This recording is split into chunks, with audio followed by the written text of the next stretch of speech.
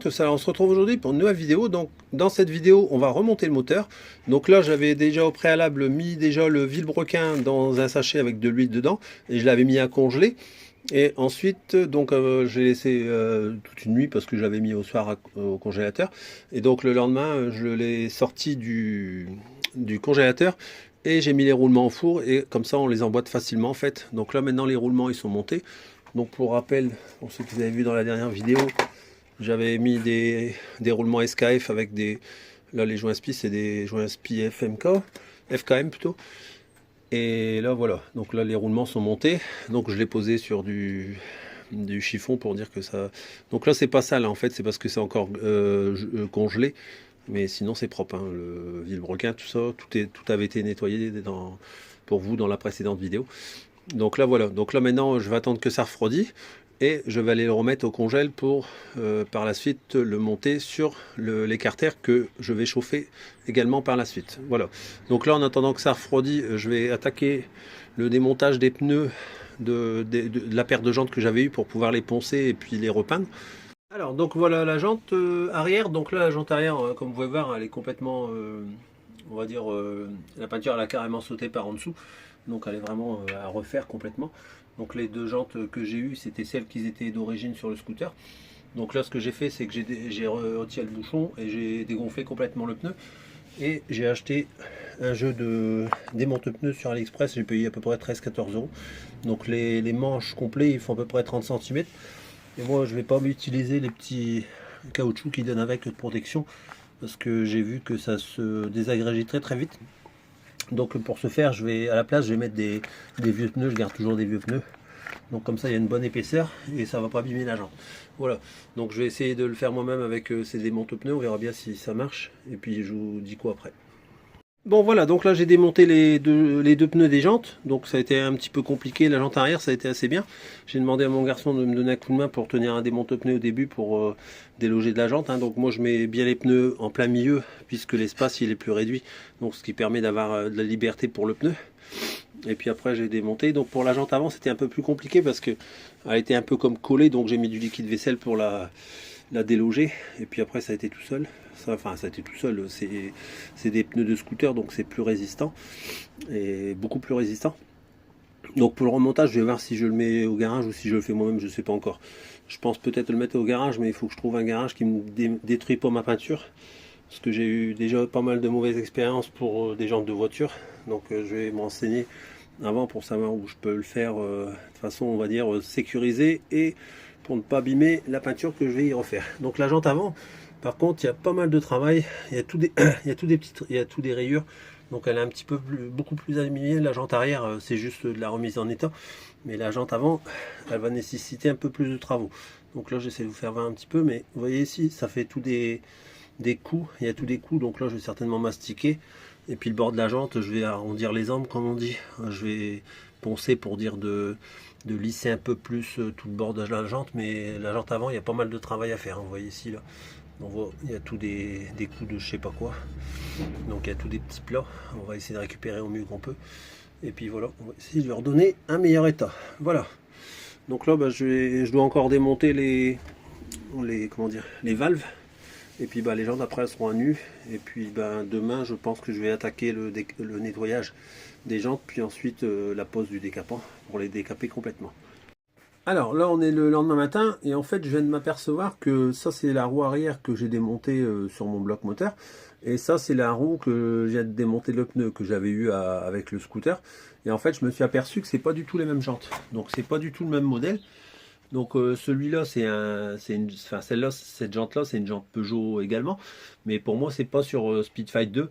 Parce que j'ai regardé des photos sur internet et on voit que sur Speedfight 2 c'est soit ces modèles là ou pour celles qui ont un frein à disque, un modèle quasiment similaire avec les trois trous. J'ai l'impression même que c'est les mêmes modèles que les jantes avant quand c'est un frein à disque à l'arrière. Enfin bref, c'est ce que j'ai pu voir sur les photos. Voilà. Donc là en plus celle-là elle est complètement déglinguée au niveau de la peinture, hein. Il faut que je la refasse complètement. Donc j'ai réfléchi, j'ai regardé celle qui était montée quand j'ai eu le scooter, c'était celle-là. Et au niveau peinture elle est largement plus propre. Elle est à refaire bien sûr la peinture, mais je veux dire elle n'est pas piquée, elle n'est pas cloquée. La jante elle n'est pas cloquée et tout, elle est vraiment encore en bon état. Et pareil pour la jante avant qui est encore montée.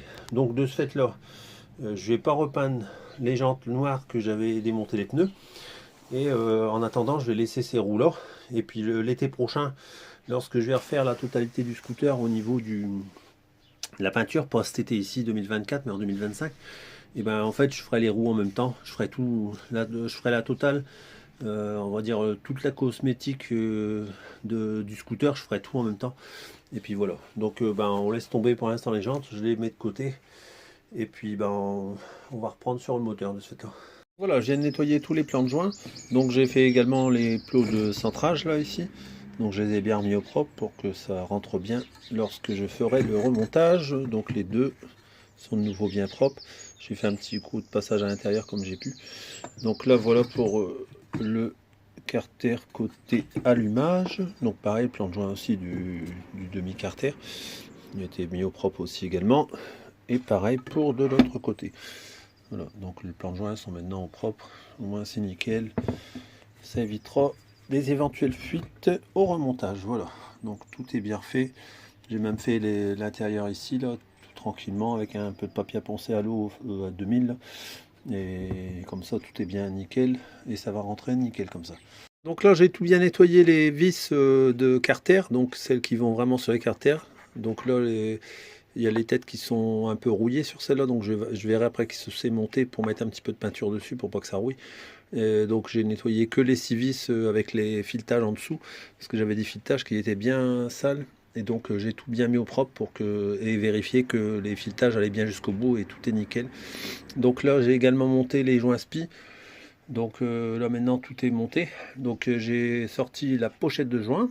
Et puis maintenant on va passer à l'assemblage des du vilebrequin sur les carters moteurs. Donc voilà, là je viens de remonter le vilebrequin sur les carters moteurs. Donc là tout est bien monté. Donc on voit ça tourne librement. Donc ça tourne super bien. Donc là le vilebrequin est bien centré également. Donc sur la vidéo je sais pas si on le verra mais il est bien centré. Donc là tout s'est bien passé. Donc qu'est-ce que j'ai à dire, bah, les joints spi ça va, ils se sont pas retournés, hein, ça peut arriver des fois, mais là non, tout s'est bien passé. Et puis bah, là je vais vous faire voir tout ce que j'ai acheté en pièces pour la restauration du moteur. Donc un petit unboxing intégré dans la vidéo avec toutes les pièces que je vais remonter sur le moteur. Donc concernant toutes les pièces qui étaient un peu défectueuses, voilà. Alors donc j'avais pris le pack roulement stage 6 de chez Maxi Scoot, donc j'ai tout pris les pièces chez Maxi Scoot pour l'instant, donc composé de roulement SKF C4 et les joints SPI FKM, hein, ça je l'avais dit précédemment, et j'ai pris également la pochette de joints complète avec le joint de transmission, joint de carter que je viens de monter, les clapets, en bas, culasse, joint de pot également. Et puis après ensuite qu'est-ce que j'ai pris? Donc là j'ai pris les clignotants pour le scooter avant et arrière. Donc j'ai pris un lot, c'est type Lexus. Je vous les ferai mieux voir quand je ferai le montage. Donc là j'ai pris le lot avant-arrière. Pourquoi? Parce que ça revient moins cher. À l'avant j'en avais un qui était fissuré et puis l'autre, bon, voilà, ils avaient de l'âge, donc j'ai dit je vais pas en changer qu'un sur deux, ça va faire une différence de couleur. Donc j'ai dit bah tant pis, je vais changer l'ensemble. Donc je vais changer les quatre. J'ai pris des modèles type Lexus, hein, donc je vous les ferai bien voir quand je ferai le montage. Donc ça c'est fait. Ensuite, qu'est-ce qu'on a pris dedans? Donc là ici dans le sac, j'ai pas mal de pièces. Donc qu'est-ce que j'ai pris? J'ai pris en attendant de commander des malles aussi parce qu'ils sont en rupture de stock partout. J'ai pris des clapets Motoforce, donc avec des lamelles en genre de fibre, hein, un peu typé origine on va dire. Donc voilà. Ensuite j'ai pris l'huile pour la transmission, donc pour changer l'huile de transmission. Donc là je peux faire deux transmissions avec ça. J'ai pris des bougies, mais ça on s'en fout un peu. C'est parce que j'en ai pris d'avance pour les mobilettes. J'ai pris également un jeu de 10 gigleurs pour le carbureteur. Comme ça, si après je veux faire évoluer le moteur, je pourrais changer les gigleurs. Donc ça, j'ai pris en anticipation parce que j'en ai pas du tout. Donc c'est la marque Motoforce aussi également. Ensuite, j'ai pris un kit de restauration du carburateur Gertner hein, qui est monté dessus. Donc, ils vendent ça en kit complet. Il y a le pointeau, le joint de cuve, etc. Et puis tout ce qui est vis de ralenti, etc. avec les nouveaux ressorts. C'est assez complet, on va dire. Donc là, c'est un petit pack qui est vendu comme ça. Donc, comme c'est livré comme ça. Ensuite, j'ai pris des galets pour régler le variateur que j'ai acheté également, que je vous fais voir après. Donc comme j'ai aucun galet, ben, j'ai pris un jeu de galets, il y a 4 jeux de galets différents. qui sont différents de le variateur que j'ai pris. Donc là, après j'ai pris une paire de bougies d'avance. Donc ensuite j'ai pris le variateur Malossi, donc le multivar de chez Malossi pour Speedfight. Donc il est livré avec un ressort de poussée pour le correcteur de coupe. Moi je vais pas le monter, je vais laisser celui d'origine pour l'instant. Et puis avec un jeu de galets également. Faire attention de ne pas le faire tomber. Voilà. Ensuite j'ai pris des leviers de frein bleu anodisé. Il n'y avait pas vraiment beaucoup de choix. En fait, je voulais pas changer complètement toute la poignée, donc j'ai retrouvé des modèles qui correspondaient exactement à ceux qu'il y a d'origine sur le Speedfight. Donc là, j'ai trouvé un jeu de levier comme ça, et puis comme ça, moi, ce sera remis à neuf puisque j'avais un levier de cassé et en plus, c'était deux leviers différents. Donc j'ai également pris une courroie Malossi et pour finir, un filtre Malossi qui s'adapte à la boîte à air d'origine. Voilà. Donc voilà un petit peu tout ce qu'il est à monter sur le scooter, tout ce que j'ai remplacé. Et viendra par la suite le remplacement des pneus, mais pas tout de suite. Voilà. Bon, j'ai mis à tremper la pipe d'admission parce que le joint il est archi collé, donc je l'ai mis à tremper dans la White Spirit pour que le joint il se dissout un petit peu. Et pendant ce temps-là, donc je vais nettoyer le démarreur. Hein. Donc vous voyez, il est bien dégueulasse au niveau du pignon. Et puis il y a plein de graisse sur la totalité du démarreur, les cosses, tout ça. Donc je vais tout bien remettre au propre. Bon voilà, j'ai nettoyé le démarreur et je l'ai remonté. Donc j'ai bien nettoyé la cosse, tout ça au niveau de la cosse verte là, pour dire que ça fait bien contact, hein, parce que c'était plein de graisse tout partout. J'ai nettoyé le souplisseau également. Donc là voilà, la roue, enfin on va dire l'engrenage, je l'ai bien nettoyé également. Donc maintenant c'est remis au propre. Et donc je passe au nettoyage de la pipe. Voilà, je viens de nettoyer toute la pipe, j'ai refait un coup surfaçage des deux plans de joint. Le joint était vraiment collé de chez collé, donc ça a été vraiment très compliqué de décoller le joint. Enfin bref, maintenant c'est chose faite. Donc là la pipe est bien propre. Donc là maintenant je vais monter le clapet et la pipe. Bon, j'ai vérifié les clapets et je les ai resurfacés un coup parce qu'ils n'étaient pas tout à fait droits. Surtout ce côté-là, il était quand même pas mal à reprendre. Donc là, je l'ai bien remis, j'ai bien remis le plan de joint du clapet droit. Pareil pour de l'autre côté. Donc on voit que il y avait quand même des choses à rattraper. Donc là maintenant, comme ça, c'est bien droit. Et là, je passe au montage des clapets et de la pipe. Donc là, on s'aperçoit que l'ouverture du clapet est bien plus grande que celle de la pipe. Pareil pour le joint. Donc le joint est bien plus étroit, on va dire, il y a à peu près de la dimension de l'ouverture de la pipe.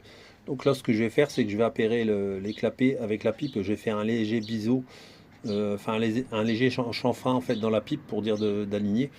Comme ça, au moins, ce sera fait. Et là, pareil, je vais redécouper le joint pour qu'il corresponde bien au clapet.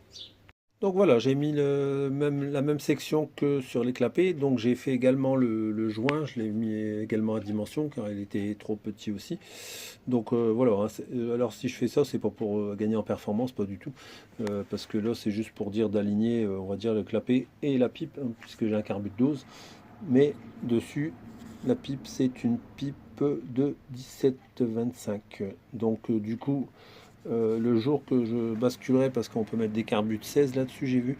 Donc le jour que je mettrai un carbut de 16, au moins je n'aurai pas besoin de retourner faire l'agrandissement à cet endroit-là. Tant que je suis devant, voilà, quoi. Autant que je le fasse en même temps. Voilà.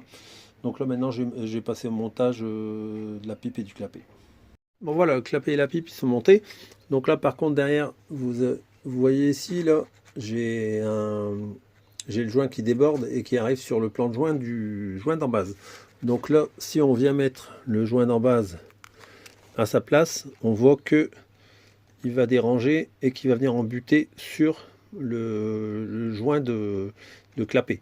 Donc là, ce que je vais faire, c'est que je vais faire une petite découpe dans le joint de clapet pour pouvoir bien mettre le joint d'en base correctement. Donc voilà, j'ai positionné le joint d'en base correctement, donc on voit que ça passe tout juste avec le joint d'en base, mais ça passe nickel, voilà. Donc comme ça, j'aurai pas de mauvais contact entre les deux joints, entre le joint d'en base et puis le joint de clapet. J'ai monté le carbu, hein, donc j'ai réparé mon carbu, donc je vous mettrai le lien dans la vidéo pour ce que j'ai fait pour la réparation du carbu, car j'en parle pas dans cette vidéo, j'ai fait une vidéo dédiée pour ça. Donc là, le carbu est monté, on a protégé les orifices, et donc maintenant je vais passer au nettoyage du bloc moteur. Donc là j'ai le cylindre et la culasse, donc je vais tout nettoyer. Après je dois nettoyer encore aussi tout le carter, donc on va s'occuper de toutes ces pièces qui sont dans ce bac plastique et on va remettre tout ça au propre.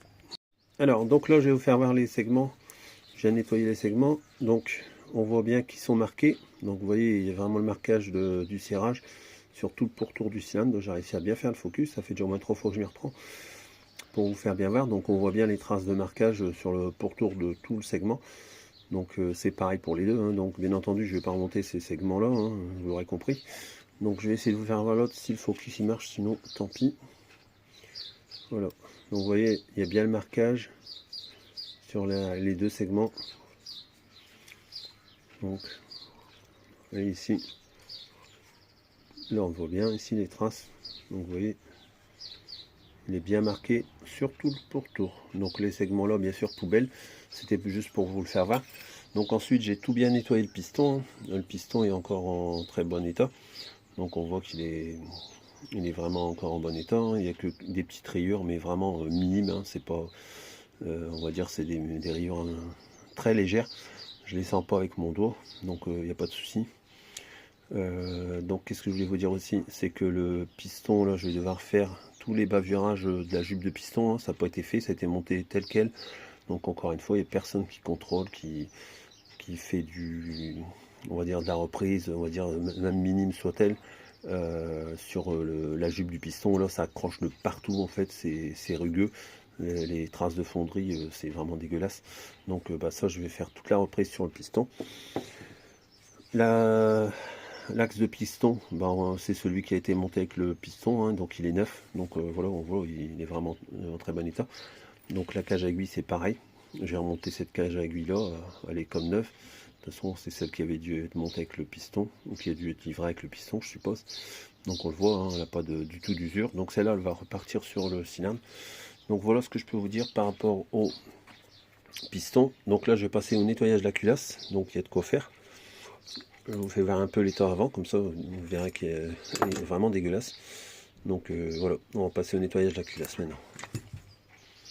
Donc voilà, là j'ai nettoyé, enfin j'ai passé un temps fou à nettoyer la culasse pour retirer toute la calamine, hein. Donc là ici vous voyez aussi également le plan de joint aussi que j'ai nettoyé. Donc là je ne l'ai pas encore surfacé, je dois encore tout surfacer. Là j'ai juste fait la partie nettoyage, j'ai nettoyé aussi le puits de bougie. La face là aussi, j'ai fait comme j'ai pu parce que j'arrive pas à l'avoir mieux. Donc pourtant, je veux dire, j'ai passé un sacré bout de temps pour essayer de la revoir. Donc c'est vraiment l'état que je peux récupérer de mieux sur cette culasse, quoi, hein, parce qu'il y a comme tous des genres de piquetage avec l'alumine. Et pour le ravoir, ça, à part passer un coup de sableuse, quoi, c'est le seul moyen pour le ravoir nickel nickel. Même là, j'ai frotté, j'ai même passé avec une petite brosse et tout, ça bouge pas, ça reste comme ça. Voilà. Donc elle restera comme ça parce que elle est propre, hein, je me salis plus les mains par rapport à avant. Et puis une petite chose que je vais vous faire voir aussi, forcément quand on met pas les bons ingrédients sur un moteur ça peut pas aller. Je vous fais voir un truc. Donc voilà, donc là je viens de remettre l'ancien joint qui était monté d'origine sur le scooter. Donc en fait ils ont mis un joint pour un kit 65, enfin 65, 70, j'en sais rien. Donc c'est pas un joint de 40 mm, on le voit, hein, il y a une différence au moins de 3-4 mm là. Donc forcément ça peut pas aller non plus, quoi. Si on met un diamètre 40, et on met le joint qui va bien en 40 également, quoi. Donc là vous voyez comment c'était monté. Et je sais pas si je l'avais expliqué, mais en fait il y avait plein d'huile ici qui dégueulait sur la partie ici.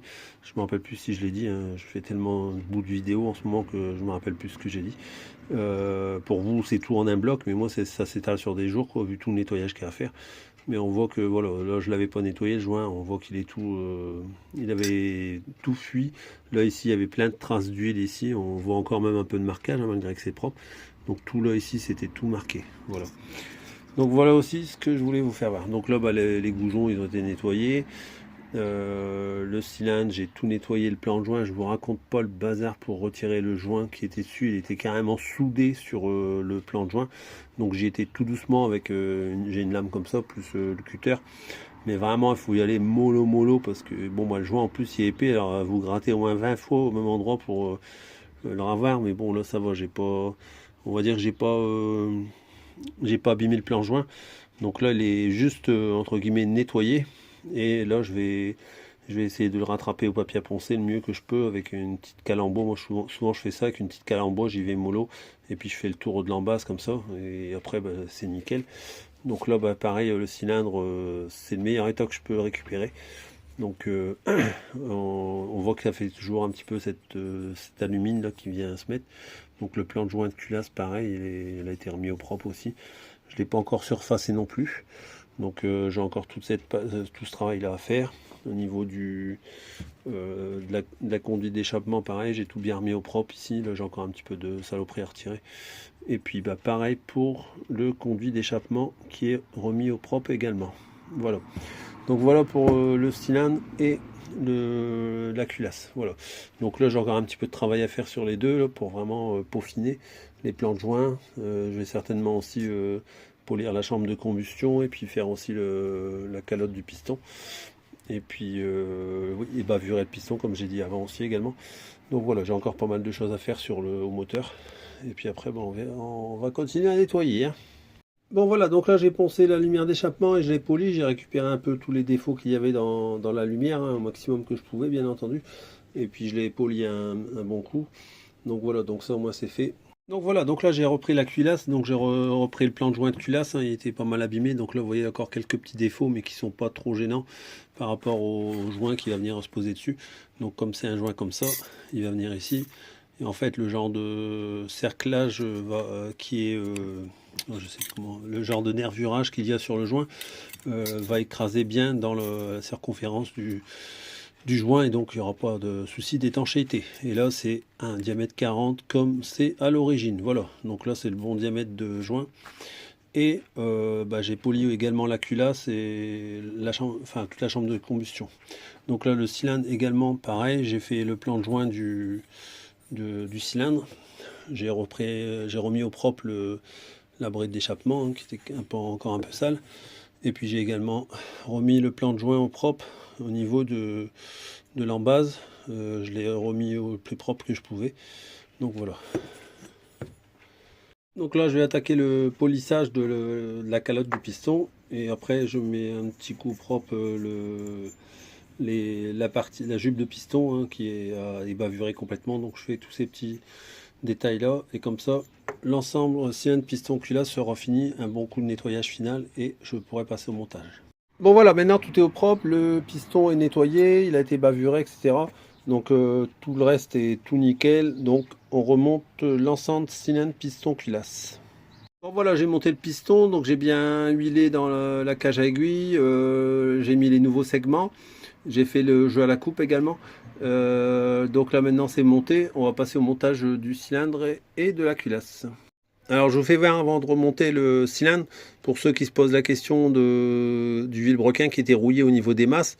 Donc là je vous le fais voir, le vilebrequin a été monté sur l'écarter il y a à peu près une huitaine de jours environ, à peu près une semaine que je l'ai monté. Donc vous voyez, ça rouille pas de nouveau. Le vilebrequin a été, les masses ont été huilées, donc vous voyez, ça rouille pas. Donc dans son fonctionnement normal, de toute façon les masses de vilebrequin sont toujours dans l'essence et l'huile, on va dire. Donc comme quoi ça va pas rouiller de nouveau, quoi. Je sais pas du tout ce qu'il a eu ce moteur, donc voilà pour la petite histoire, mais il n'y a pas de souci, ça va pas rouiller maintenant que j'ai tout bien retiré la rouille. Voilà, je vous le fais voir comme ça, s'il y a de la rouille qui serait revenue, il y a longtemps qu'elle serait là. Voilà. Bon voilà, donc là j'ai nettoyé le correcteur de couple, hein, donc je vais remonter celui-là, hein, comme je vous l'avais dit, il est nickel, donc un bon coup de nettoyage, et puis voilà. La cloche elle est de nouveau propre, et puis les garnitures, un petit coup de déglaçage, donc nettoyage complet des cages à l'intérieur. Tout ça, je vais tout bien engraisser à l'intérieur, j'ai tout bien retiré la graisse, l'ancienne graisse. Donc là pareil, les garnitures je les ai déglacées, donc comme je vous l'ai dit, hein, tout est encore nickel, le correcteur de couple il est comme neuf, et 1999. Incroyable. Enfin voilà, donc Comme quoi, quand c'est un moteur qui reste d'origine, les pièces elles sont assez costauds et ça dure dans le temps. Voilà, donc là c'est celui d'origine et franchement il est vraiment en bon état. Donc là voilà, j'avais tout bien nettoyé la pignonnerie, donc j'ai tout remonté avec un nouveau joint de transmission, donc tout est au propre. Les roulements, tout ça, tout était ok. Et franchement, ils ont rien du tout les roulements, donc j'ai tout laissé tel quel. J'ai vraiment fait un bon nettoyage et un bon remontage. Et puis ça tourne super nickel. Là, j'ai pas encore huilé, et même déjà là, sans huiler, on voit que vraiment c'est très fluide, quoi. Il n'y a plus que le huilage qui va bien parfaire ce mécanisme. Donc là maintenant je vais passer au montage de l'allumage. Bon, on va mettre à nettoyer la béquille en même temps, parce que vu l'état qu'elle est, je vais bien la nettoyer en même temps. Comme ça toute la partie moteur et environnante elle sera nettoyée. Donc il y a pas mal de quoi nettoyer, on va dire. Donc ça, moi ce sera fait. Donc ça c'est les vis de fixation de l'allumage, hein. Donc vous voyez dans l'état qu'elles étaient lorsque je les ai démontées. Donc ça c'est pareil, il faut vraiment tout bien nettoyer, hein. Sinon après il ne faut pas vous étonner que vous foirez les pots de vis dans de l'alu. Donc ça c'est impératif de bien nettoyer. Vous voyez celle-là je l'ai tout nettoyée. Elle était exactement dans le même état que celle-là. Donc il faut vraiment tout bien remettre au propre. Les vis avant remontage, ça c'est impératif. Moi un bon coup de wet spirit, je laisse tremper. Après un bon coup de brosse métallique et un bon coup de soufflette. Et après je finis avec du nettoyant frein pour tout bien retirer les restants de saleté. Voilà. Là j'avais nettoyé donc la partie bobinage de l'allumage. J'ai également nettoyé ici au niveau des contacts, au niveau des têtes de vis, et puis également l'arrière au niveau du stator. Donc là maintenant je vais repasser au remontage du stator sur le carter moteur. Donc maintenant que c'est propre, ce sera quand même plus agréable, et au moins s'il y a une panne, ce sera plus agréable pour dépanner. Voilà. Bon, avant de remonter le bobinage, je me suis repéré un peu les fils, là. Donc le bleu jaune c'est le capteur, le noir c'est celui qui va sur la bobine d'allumage, et après il y a un blanc qui relie trois bobines ensemble, et un jaune qui relie deux bobines ensemble. Donc au fur et à mesure que j'avancerai dans le montage, enfin dans le contrôle du circuit électrique du scooter, j'identifierai comme ça les fils, enfin je me referai un schéma au propre avec le faisceau, peut-être pas complet du scooter, mais le faisceau principal de tout ce qui est partie alimentation pour l'éclairage et le klaxon, etc. Enfin klaxon non, c'est branché sur batterie de ce que j'ai pu voir. Donc voilà, comme ça moi je me ferai mon petit schéma perso pour en cas de panne, au moins je saurai où aller contrôler pour voir de où peut provenir la panne avec le testeur. Voilà. Bon voilà, l'image est remontée, il est revissé, donc là j'ai une bonne compression du moteur, donc là on le voit bien. Voilà. Donc là j'avais mis la bougie bien entendu, on voit que ça comprime bien. Là je fais gaffe de ne pas me baiser les pattes. Voilà. Bon voilà, donc là j'ai remonté les mâchoires de frein, donc je les ai bien déglacés, je les ai bien nettoyés. Qu'est-ce que je peux dire également? Ouais, moi ce que je fais toujours, c'est que je mets un petit filet de graisse ici au niveau des points de contact de chaque côté. Et comme ça en fait ça vient bien, ça fonctionne bien, vous voyez, ça marche nickel. Et au moins ça va pas bloquer. Voilà. Donc je fais toujours ça, mais vraiment un léger filet de graisse là, ici au point de contact. Voilà. Bon, je vous explique tout de suite ce que c'est que j'ai retrouvé dans le variateur. Pour moi, la courroie elle a explosé, et en fait elle est venue se loger, enfin tous les éclats de courroie sont venus se loger entre la roue dentée et le flasque ventilé, on va dire.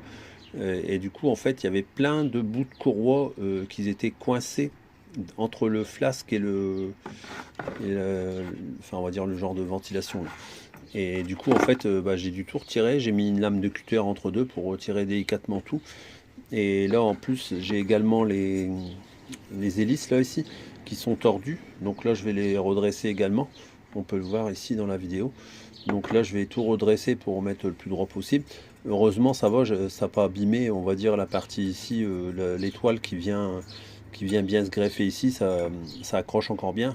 Et donc pareil, il y avait plein de bouts de courroie en fait au niveau de la roue dentée, donc forcément pour l'engrenage qui vient se mettre dessus, c'est pas top, puisqu'il y a tous des bouts de courroie qui viennent qui viennent se coincer. Il y avait des bouts de courroie jusque là, à mon ongle à peu près. Et donc en fait, ben, voilà, ça peut pas aller correctement, encore une fois.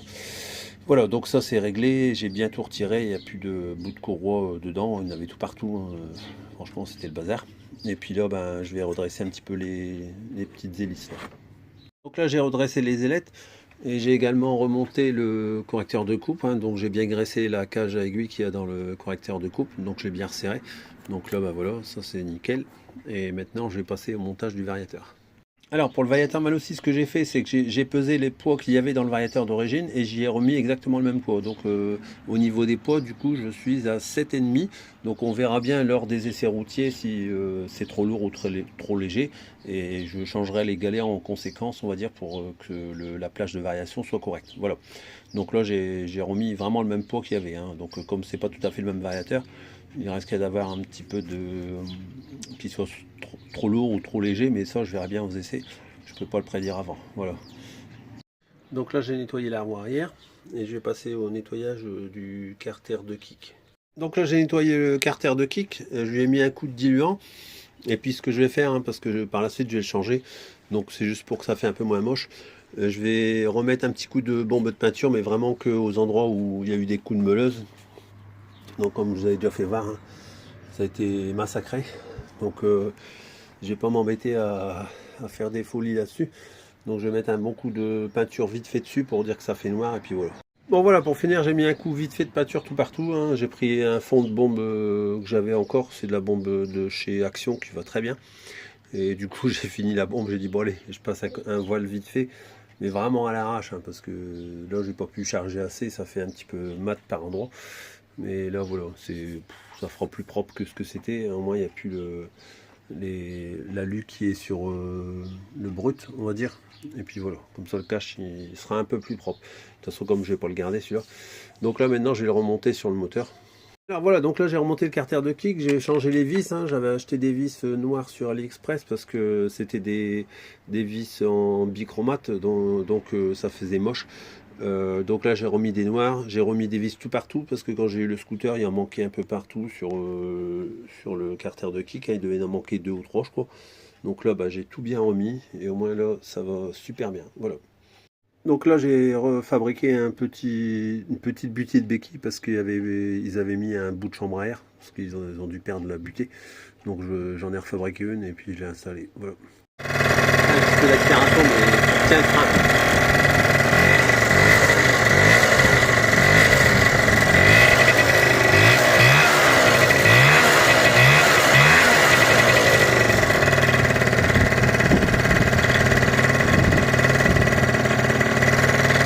Bon voilà, comme vous avez pu voir, le moteur a redémarré, donc je l'ai redémarré au kick. Et la batterie, j'avais plus assez de batterie, je crois que la batterie elle a un coup dans la tête. Je l'avais rechargée quand j'avais eu le scooter. Donc là on est le dimanche 7 avril et donc premier démarrage le dimanche 7 avril. Je vous dis ça parce que vous verrez la vidéo bien plus tard. Et donc voilà, il a bien démarré, là, il a refroidi, je l'ai redémarré, il a redémarré nickel. Donc bon, pour le premier démarrage, j'ai dû le faire au kick parce que, comme je vous dis, la batterie était HS, quoi. Pour moi, elle est morte. Et donc du coup, je l'ai démarré avec une paire de coups de kick. Après, j'ai senti qu'elle commençait à prendre ses tours. Donc j'ai laissé tourner le temps que l'essence va bien dans le moteur, tout ça. Et puis après, j'ai laissé tourner un petit peu, j'ai roulé un petit peu dans le jardin. Et puis voilà quoi. Donc voilà. Alors vu que je l'avais démarré dimanche, donc j'ai regardé et j'ai checké un peu tout ce qui était partie électricité. Donc j'ai vu qu'il y avait le feu de code qui ne fonctionnait pas à l'avant. Donc j'ai démonté la façade avant et vous allez tout de suite comprendre pourquoi. En fait, c'est pas compliqué. Il n'y avait pas d'ampoule. Donc, il n'y avait qu'une ampoule de plein phare. Donc, c'est là, à droite. Et puis, celle de code, là, qui est normalement ici. Ah, ça, c'est la cosse que j'ai branchée. Mais ça, c'est la fiche, elle y est bien, ici, là. Donc, ça, c'est la fiche qui vient normalement ici. Et ben, en fait, il y avait rien du tout. Il y avait la fiche comme ça dedans et sans ampoule. Donc, forcément, comme dirait l'autre, ça valait beaucoup moins bien. Donc là, également, j'ai vu qu'il y avait des pattes de fixation de cassées. Donc ça avait été mis avec des rondelles, tout ça. Donc je vais voir pour un petit peu mieux le maintenir, pour dire qu'il roule et qu'il va pas se décrocher, quoi.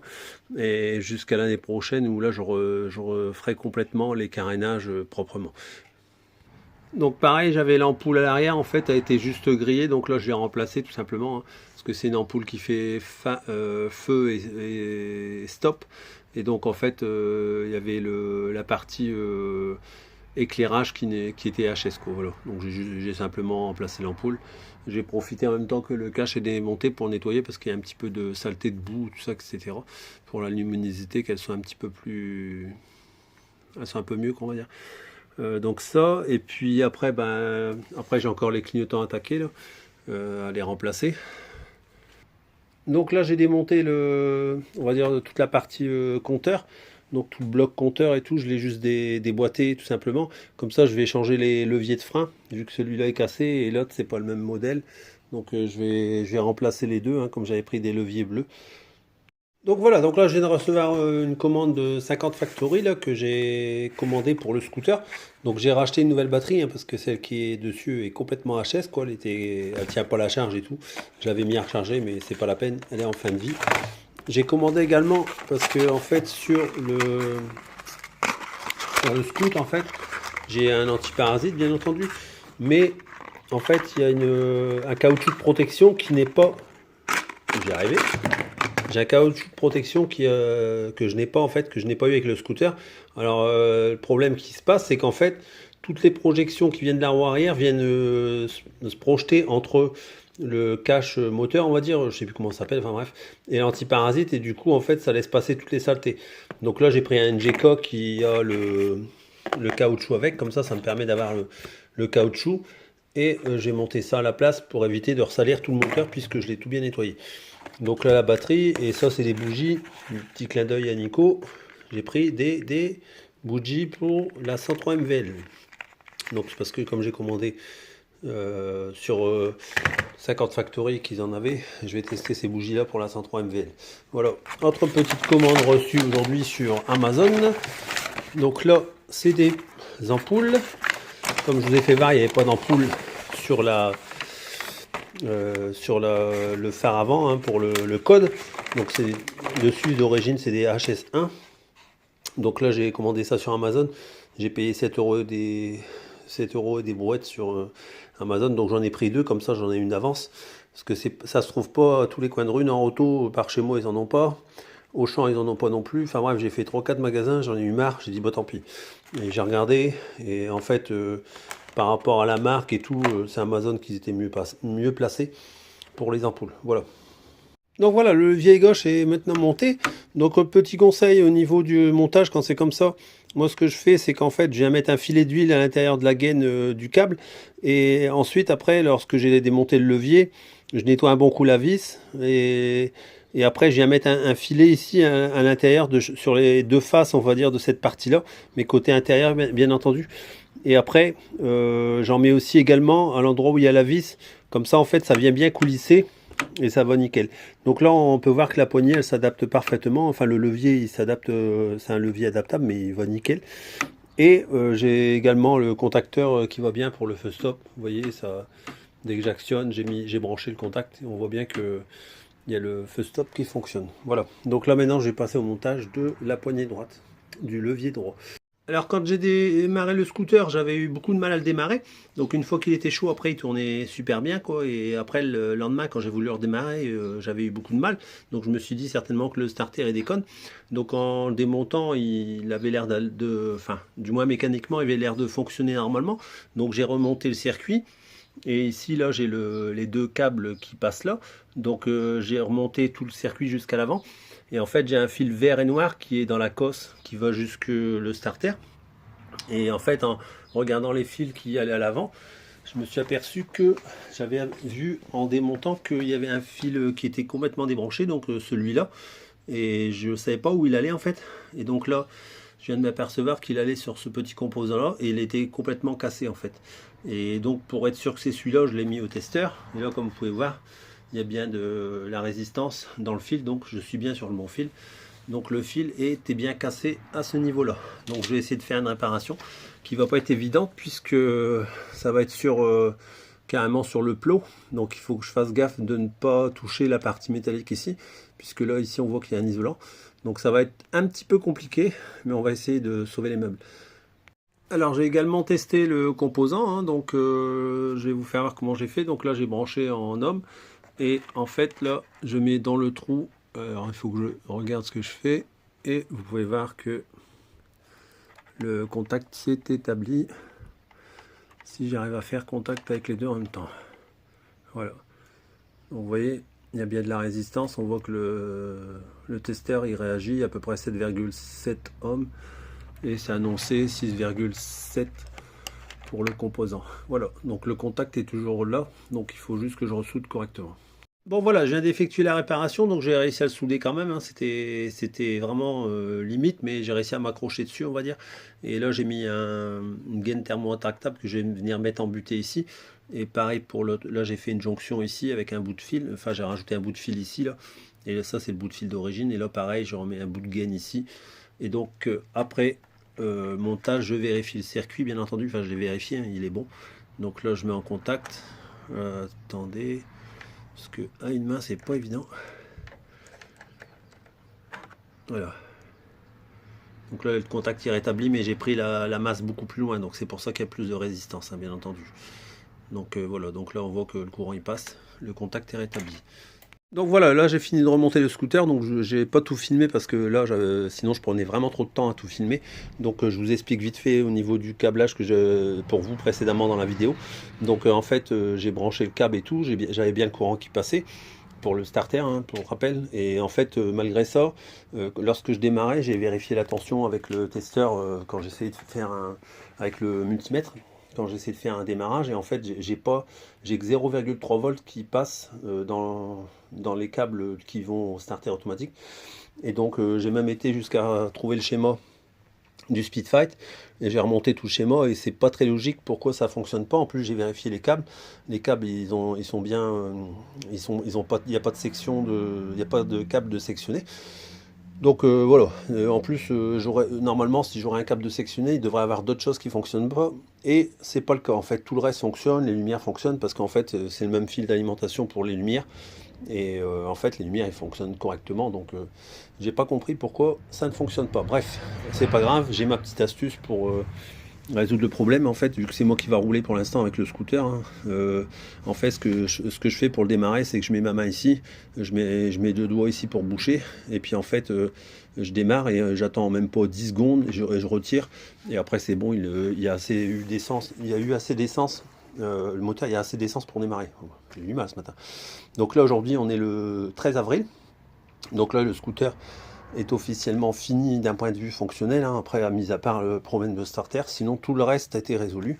Donc je vous fais le topo vite fait de ce que j'ai encore fait, que je vous ai pas fait voir. Donc j'ai redressé également les rétros, parce qu'ils étaient complètement pliés comme ça vers l'intérieur. J'avais dû un petit peu les amocher aussi quand j'ai transporté le scooter. Et donc ça j'ai redressé, donc au moins d'un point de vue fonctionnel les deux rétros sont bien, et au moins je verrai bien clair dedans. Bref, voilà, au moins si je me fais arrêter, j'ai des rétros. Donc je les ai bien resserrés, tout ça également. Donc là, j'ai remis également toutes les vis manquantes, il y avait plein de vis manquantes, donc j'ai essayé de retrouver dans mes affaires des vis qui ressemblaient le plus pour que ça ne fait pas trop guignol. Donc toutes les vis sont remises où j'ai pu les remettre. À l'avant j'ai les carénages qui sont un peu pétés, donc j'ai fait comme j'ai pu. Mais bon, ça s'est bien maintenu quand même. Donc ça aussi. Ensuite ce que j'ai fait, c'est que j'ai mis aussi les nouveaux clignotants à l'arrière. Donc tout est fonctionnel, hein. J'ai mis que les deux nouveaux à l'avant. Pourquoi? Parce qu'en fait j'ai dit bon, vu la gueule des carénages, j'ai pas envie de... Comme c'est de l'adaptable, donc j'ai laissé les deux origines qui sont encore à peu près potables, hein. Il y a juste des fissures dans les coques, mais bon ça va, c'est pas, ils sont fonctionnels, les quatre fonctionnent, donc c'est ça le principal. Donc là maintenant, pour moi aujourd'hui, mais vous dans une prochaine vidéo, j'allais faire un petit test ce matin, là, on est au matin là, et je vais aller faire un petit test pour voir si tout va à peu près bien, quoi, et après je fais une sortie avec... je vais manger dans la famille et donc je fais une petite sortie de 25 km à peu près, et puis après je referai la même chose au soir, quoi, pour faire le retour. Donc ce sera en même temps le premier essai avec le garçon derrière. Voilà, donc ce sera tout pour aujourd'hui. Donc si j'ai rien oublié, donc tout est bon, tout est ok là, et puis moi je vais aller faire un essai avec. Voilà, je vous souhaite à tous une bonne fin de journée et à bientôt pour une nouvelle vidéo.